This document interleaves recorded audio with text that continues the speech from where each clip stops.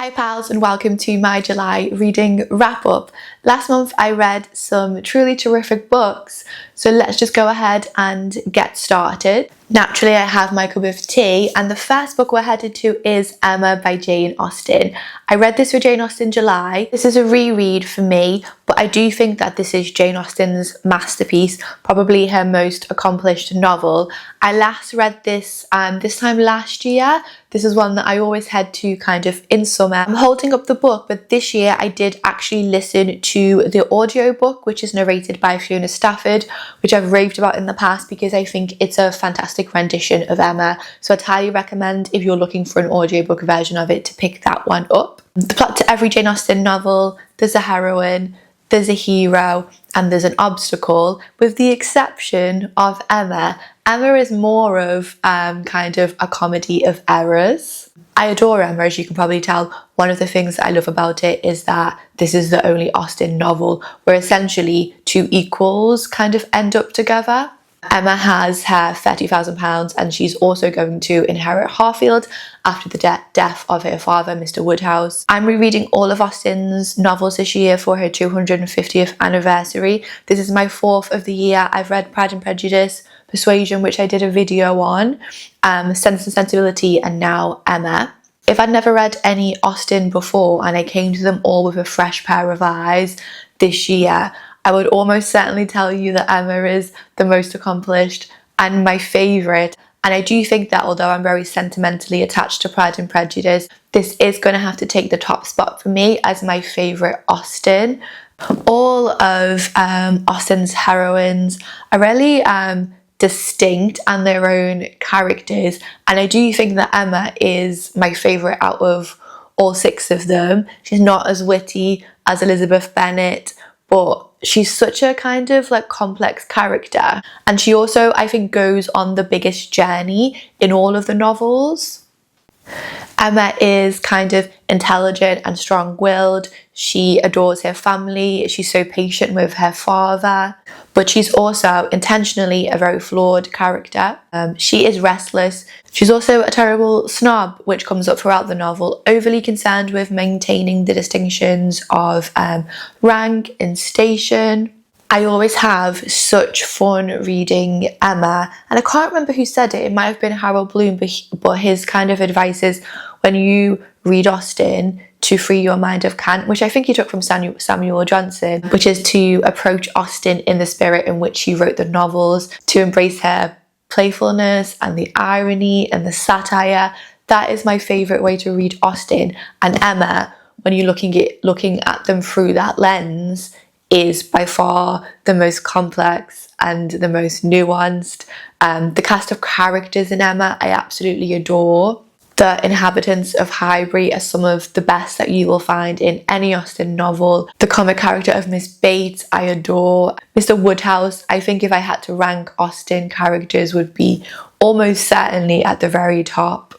He is Emma's father, and he is so gentle and so kind. He's very much the kind of perfect English gent, but he's also really anxious and worried about his health and everyone else's health. Whenever I read this, I'm always really fascinated by the character of Jane Fairfax, who draws the short straw and has to marry Frank Churchill, who is the kind of cad of the novel. One of the things that I love about Emma is that you can really see the evolution of Austen's writing. The last novel that I read, Sense and Sensibility, when I was a teenager was one of my favourites, but I now see how the sisters, the plot, the kind of love triangles, the Sense and Sensibility, compared to Emma, where you kind of have this like movable feast of potential couples, is really quite simplistic by comparison. One of my favourite things about Emma is how finely tuned it is to the kind of gradations of class in Regency England.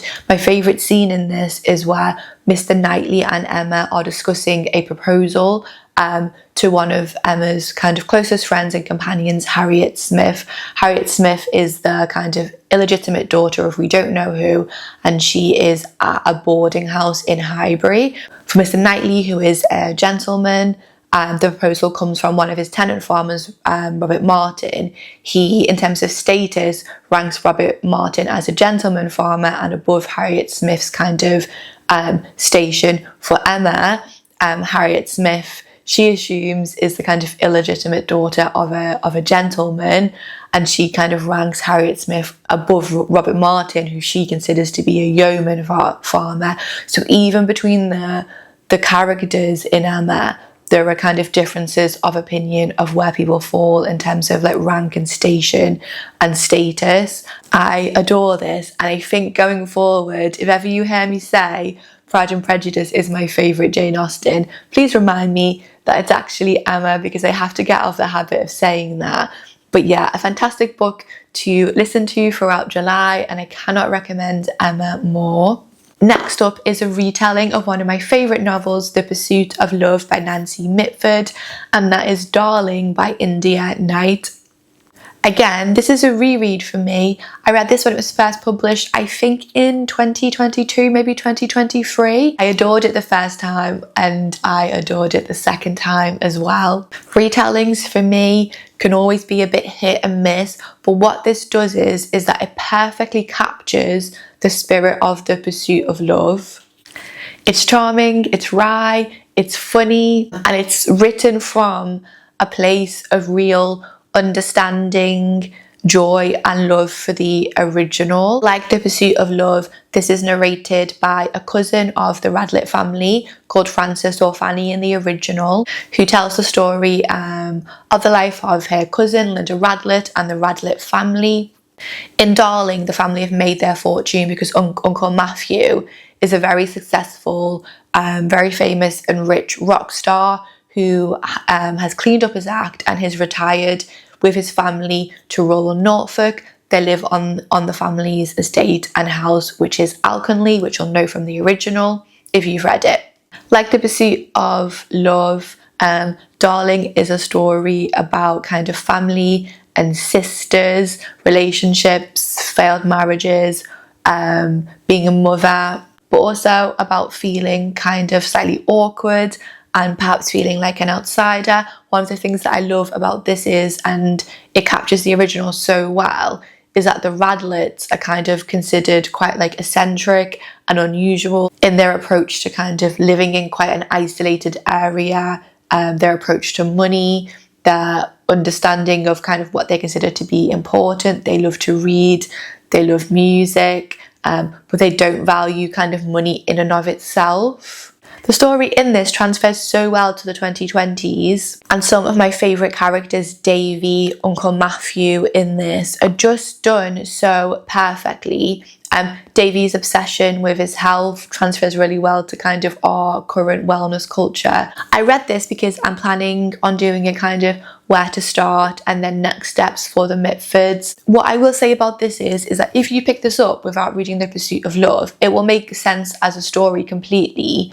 But unless you have that love and found joy in the original, I can see you would read this and really quite dislike it. So if you're a fan of The Pursuit of Love and you want just like a lovely comfort read for an evening or two, I read this over 2 evenings, and I would have read it in one if I didn't have to go up for work. This is the perfect book. Next up is The Lady and the Radical by Edward Whitley. I spoke about this in my summer bookish catch-up, so I won't go over old ground here. I'll just kind of quickly run through this one. I adored this one. This is a literary biog of Austen and Eliot, as you would imagine. And the question kind of posed by this book is, what do we gain by examining kind of Austen and Eliot together? It opens by pointing out that their lives kind of bookend the 19th century. They're England's two most influential kind of female novelists, but in terms of their lives, their novels, the kind of subject, the form, their temperaments, they couldn't be more different. And in terms of what you gain by examining them together, I think just an awful lot. This is separated into chapters on, for example, the heroine's journey, gentlemen in trade, fortunes and finance, love and marriage. I can't recommend this enough if you like the works of Austen and of Eliot. If you haven't read anything by them, I'd hold off with this until you've read a little bit more. But yeah, this will be on my kind of favourite list of literary biogs for the year, definitely. That is The Lady and the Radical by Edward Whitley. Next up is a book that I don't own, so I'll pop it somewhere here, and that is They Do It With Mirrors by Agatha Christie. This is the 5th or 6th Miss Marple, depending on kind of what order you put the books in. I'm in such a Miss Marple phase right now, and I just started watching the Joan Hickson Miss Marple from the 1980s. That's on ITVX if you're in the UK, which is about 6 hours per book. So I watched A Murder Is Announced because I read that maybe like a month or two ago. That's 6 hours of A Murder Is Announced, but I'm absolutely loving it. If I hadn't started watching those, and I did watch them when I was a kid as well, I probably would have read like 3 or 4 more books, but there we go. In They Do It With Mirrors, Miss Marple is asked to help a childhood friend. That childhood friend is now a very wealthy woman. She's living at an estate in a house called Stonygate, which is kind of a Gothic revival mansion.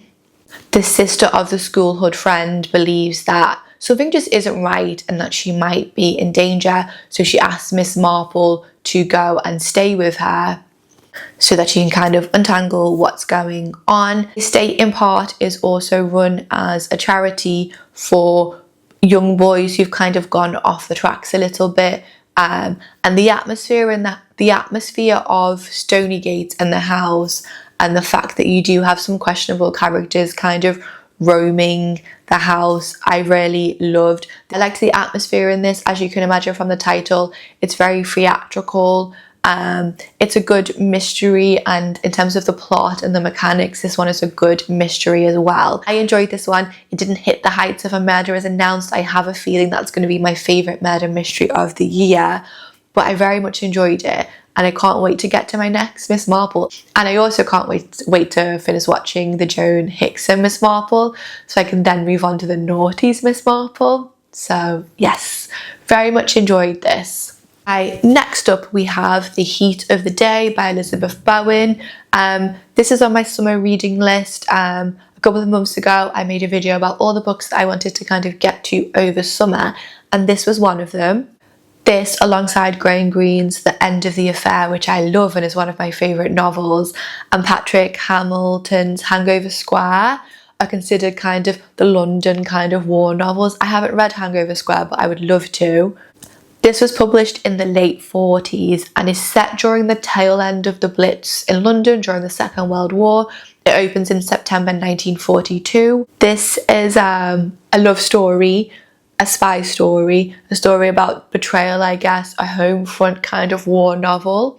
The protagonist in this is Stella Rodney. She's kind of in middle age. Her son has enlisted in the army. She's a divorcee. She's beautiful. She's stayed in London kind of throughout the worst of the Blitz. She's kind of in love, kind of having a relationship, an affair with a man called Robert, who has survived the evacuation of Dunkirk. Robert is being watched, and Stella is almost being stalked by a counterintelligence officer who accuses Robert of spying for the Germans. None of these are spoilers because it's kind of all on the back of the book. Stella is kind of trapped between these two men. I listened to a podcast on The Death of the Heart by Elizabeth Bowen, and they had a clip from her saying that the plot for her is always the thing that comes first when she's writing a novel, but the plot is really secondary to the writing, and the writing can be a little bit hard to acclimatise to.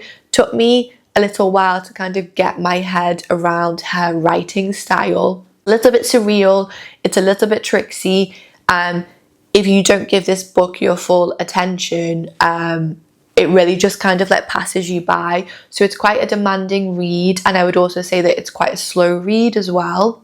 I thoroughly enjoyed this by the end of it, and I would love to get to some more Elizabeth Bowen soon. The main standout thing for me in this wasn't necessarily the kind of like, is he spying, is he not spying, etc. It was more the atmosphere in London in 1942. And in terms of this kind of being a novel in part about war, that sense of like there is a community kind of spirit, and this myth of like the Blitz spirit has already started during the Second World War, and yet everybody is also really isolated. I thought that that was done perfectly. But like I said, this demands from you that you take your time, that you pace yourself, and that you give it your full attention. But I'm so glad that I read this, and I've had this on my TBR for maybe like 7-8 years, so I'm feeling quite accomplished that I got it read. Right, next up and last on the list is The Grasmere and Alfoxden Journals by Dorothy Wordsworth. To confess, I find it really hard to separate this book from my love of Grasmere, which is relatively local to me and one of my favourite places in the world.